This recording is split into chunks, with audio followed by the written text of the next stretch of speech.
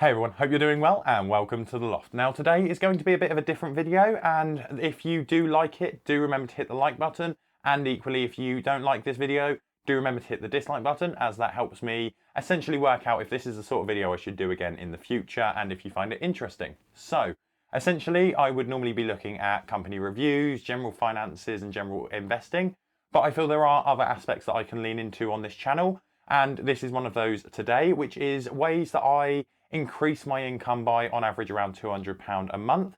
And these aren't ways that I've read about that I believe you could do, and it's all in theory. These are ways that I actually make additional money to boost my income from my general job.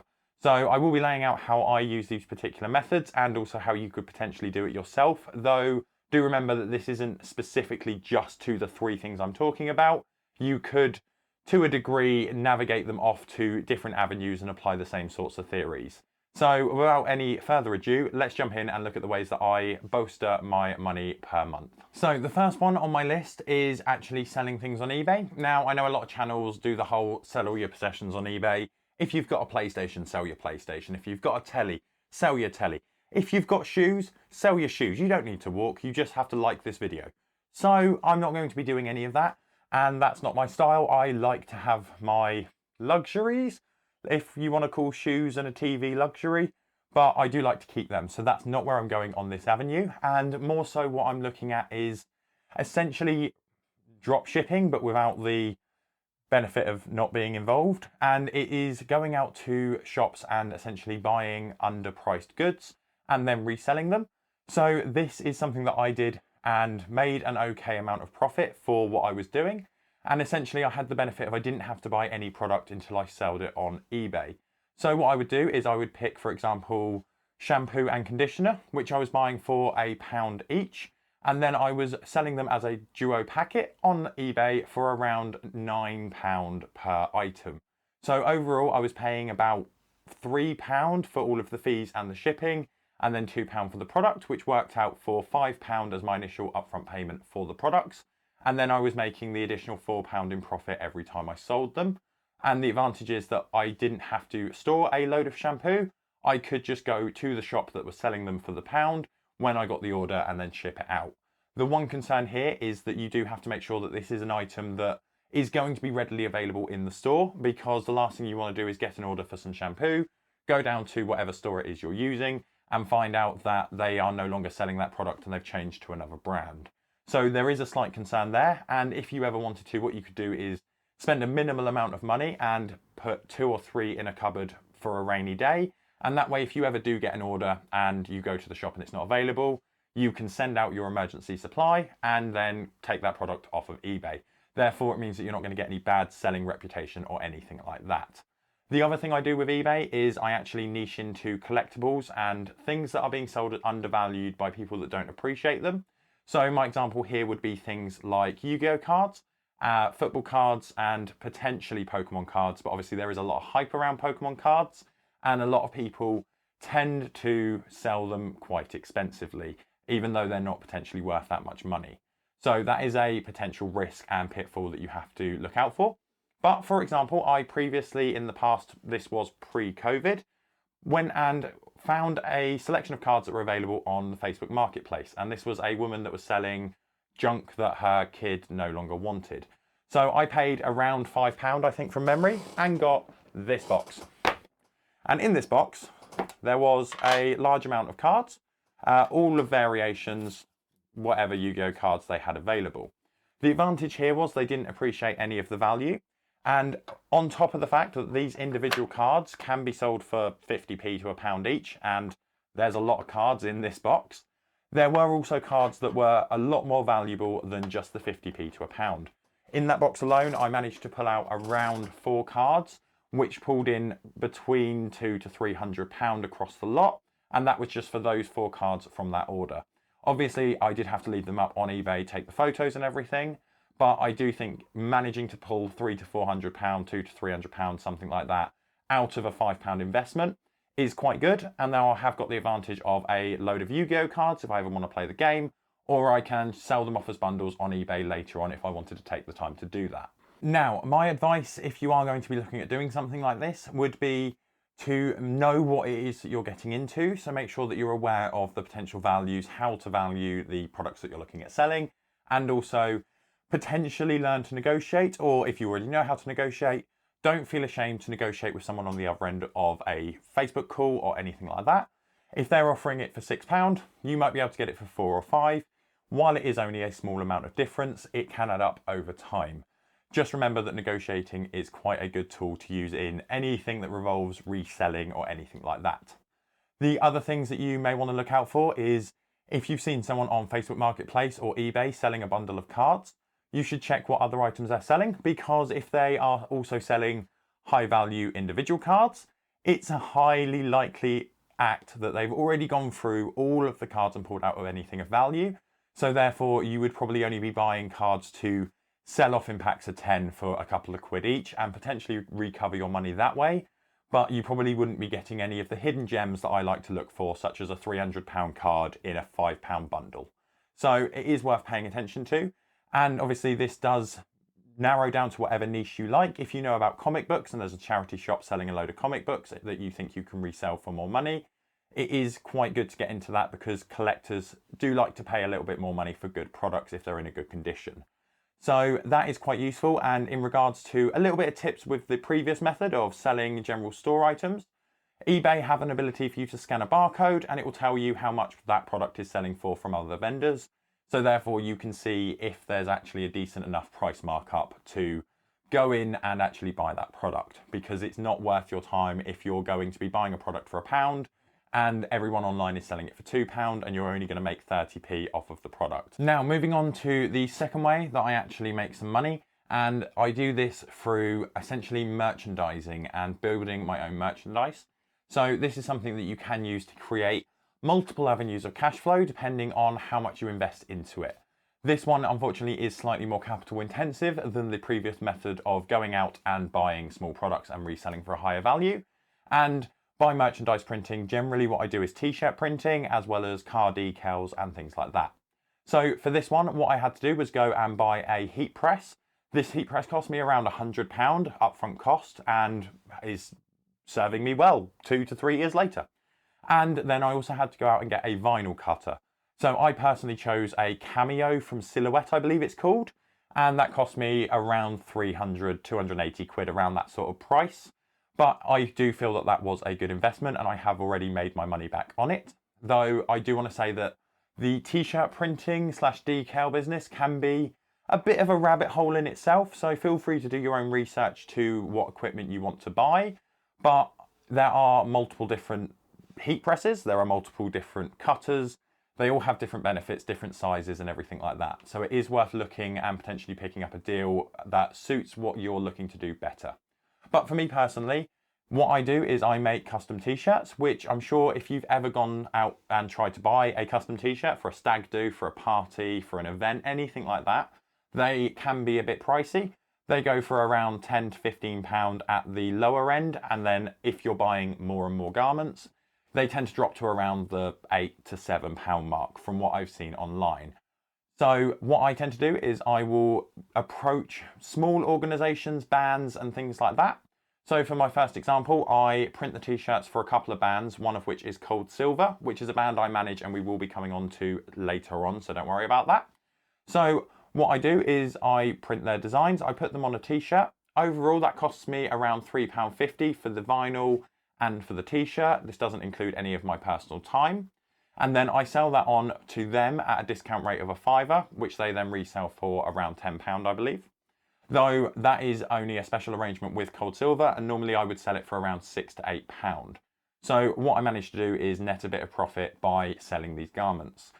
The advantage here is you can find a regular supply of potential market here through going to things such as schools, events, charities, and as I do, which is music bands and entertainers.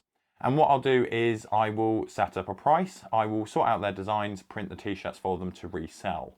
The main reason this is an advantage is a lot of, say, entertainers, musicians and things like that don't necessarily have a large sum of money to go to somewhere like Vistaprint and buy 600 t-shirts, which makes it cost effective for them.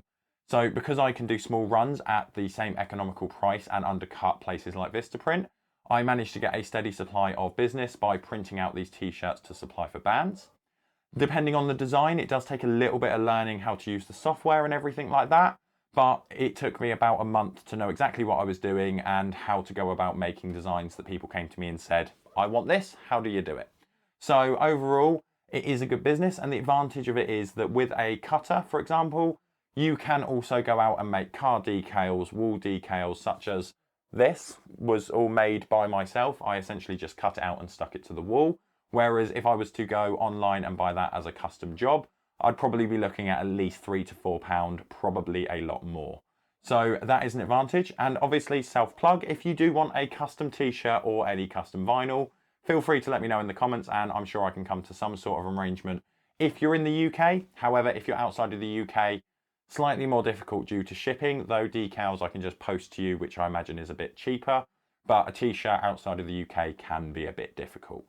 So overall here, it is quite good, and you have multiple avenues that you can go down, and you can slowly grow your business out as you want to create more than £200 a month if you wanted. Obviously, there are concerns with the initial capital outlay of doing the t-shirt merchandise and general merchandise side of the business. And that could be due to lack of sales skills, confidence or communication ability to be able to go out and actually get the customers to buy the t-shirts and products from you. Though that is a skill that I believe you can learn and would be beneficial for you if you did. So let's move over and look at the third option, which is where I actually manage and assist a band. They are a group of my friends and I do this for them out of the kindness of my heart and for a small percentage of the profits that we make. And this is something that you could do, potentially approach a small band in your area, a particular entertainer in your area, or something of that like. And essentially what I do is I manage to take a percentage of the profit based on what we make, and I book all the gigs, I do the admin, I do the communications, I essentially manage all of the day-to-day work so that they can focus on the music. This is an advantage for the band because it means they don't have to worry about any of that rubbish. They can just sit down, make music, write songs and get better at playing, which for them to develop and get well known, hopefully in the future, is a good thing. So obviously I can't disclose the percentages that I have agreed with Cold Silver, and I currently don't manage any other band, but if you did this yourself, you could, as long as there was no conflict of interest, manage a couple different bands. So I'm going to use an example here, and I'm going to use what tends to be the average, which is around 20 to 25%. So I'll be using 20% on the low end, though this percentage can be agreed between you and the band, performer or artist that you're promoting. And if you're able to chuck a lot of money into it to help them grow quicker, you may be able to claim a larger percentage than 20% because you're bringing the ability to do the work, the expertise and all the cash. So it is what you agree with the band that matters, and everything is bespoke. But if we look at the £20 example, an average band, especially in my area, can get around £200 to £250 per gig, and that's for a 2-hour session. So all you have to do is go ring up multiple different pubs, different venues, depending on where the artist or the band or the musician or the entertainer is best suited, and then book them in. Once you've done that and you've managed to book them in, you then claim your 20%. So therefore, obviously, if we looked at a £200 a night gig, you're, as the manager, claiming your 20%, which works out as, let's do some basic maths here, £40. Therefore, if you did 4 gigs over a month, so that's 1 a weekend, which I'm sure is quite achievable in a normal situation, you're pulling in close to the £200 mark just from that. And that's not including any additional gigs that you may be able to make, any percentage you make from selling t-shirts, from selling merchandise, CDs, etc. So overall, it can be quite a lucrative thing, but you do have a few risks, which is obviously you're relying on the band doing well. And also if you don't uphold your end of the bargain, they could fire you. So for example, with Cold Silver, if I failed miserably at booking them gigs, I never got them any gigs, I got them bad publicity, then they would turn around to me, even as my friends, and say, you're more harm than good, see you later, which is completely understandable. But for the time and the investment that I put in, I managed to claim back a certain amount of the profits. So as I said, with the example, if you agreed £20, you could pull in close to £200 just over 4 gigs. And then if you're managing to book them more and more often, you can claim more and more money from that. The advantage you've got here is, while unlikely, if a band that you're managing does manage to go parabolic and somehow is going to all of the festivals, going to the radio shows and everything that you can imagine, you can be pulling in a large amount of money, with festivals paying anywhere from £500 up to £3 to £4 for a relatively well-known but not headliner band to play. And you can take, again, the 20% of the overall profits from that. So it can be quite good. And if you happen to do really well and they do really well and you get a record deal that is valued at £1 million, you've got £200,000 available just because you've managed to get them well known enough that a record company wants to make a deal with you, and you take your benefit from that. So that is another option that you want to consider. If you're interested, Cold Silver, who's the band I manage, selfless plug here. They're an old school rock band and they do have their own YouTube channel, which has got 45 subscribers. So if you potentially have an interest in old school rock, check out the link that is down below and potentially a card here if I manage to sort it out. And if you like the music, feel free to subscribe to their channel and potentially buy a t-shirt, and I will send you one of our t-shirts. So selfless plug over. I appreciate that is a little bit selfish of me to talk about the band that I manage, but I wanted to give you examples that I have actually done and actually have made money that have produced over £200 a month in the past. Obviously, there are risks with everything. So in regards to this band managing thing, the issue you have is that if the band splits up, your revenue source is gone. And the other issue is evidenced by COVID. Obviously, entertainers, bands, musicians, magicians, anyone who's an entertainer has pretty much had a really hard time because they haven't been able to get any bookings. And this is harder for the band than it is generally for the manager, because some artists tend to live off of the money that they get paid from their gigs. And this dried up entirely, whereas for me, I was doing it as additional revenue for myself besides my day job. So as I mentioned at the beginning, these are ideas that you can take and use in your own particular way. So obviously, for example, I sell cards, trading cards and collectibles on eBay. If there's a niche market that you know about that you can take advantage of, you can use that. If you want to sell general day-to-day household items at a slight markup, you can do that as well and still make a decent amount of profit. With the t-shirt business and merchandising, you can do it either physically, and there are also certain ways that you can essentially do drop shipping and do it through places like Teespring, though how moral that is, I'm not 100% sure, but that depends on your balance between cash and morals, I suppose. So overall, it's not too bad. And the final one of band management, obviously, this is specific for me. I have a group of friends that have a band and they needed my help, so we made this agreement. But obviously you can approach anyone else that feels like they could use the assistance. Not every band will, not every group will want some assistance. Some people, if they're on their own, they're magicians or entertainers in general, might be fine just doing it themselves. Though so there will be some people out there that would appreciate the help, and if you've got the skill set to do it, you can help them grow and manage to recover some return from doing so.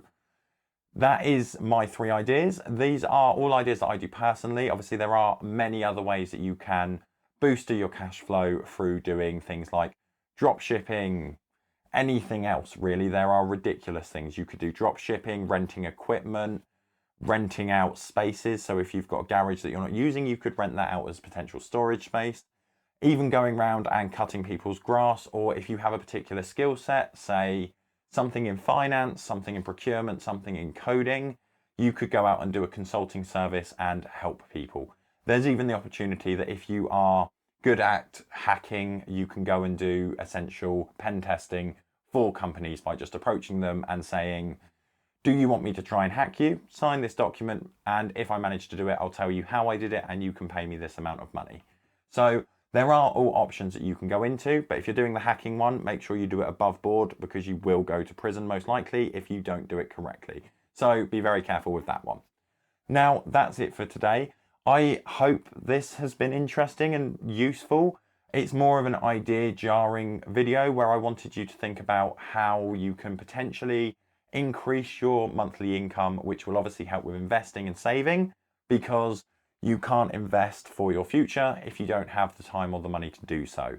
And hopefully, if you have the time and a little bit of outlay at the beginning, you can get a regular cash flow coming in that will help you invest. So as always, if you liked this, as I said at the beginning, hit the like button. If you disliked it, hit the dislike button. If you did dislike it, please let me know in the comments why you disliked it, and I will try to improve on that front in the future. If it's just this style of video is not liked, then we can go back to reviewing the companies as normal. On that note, if you have a company you want to see for next week, let me know down in the comments below. And until next time, remember to invest, save, and subscribe.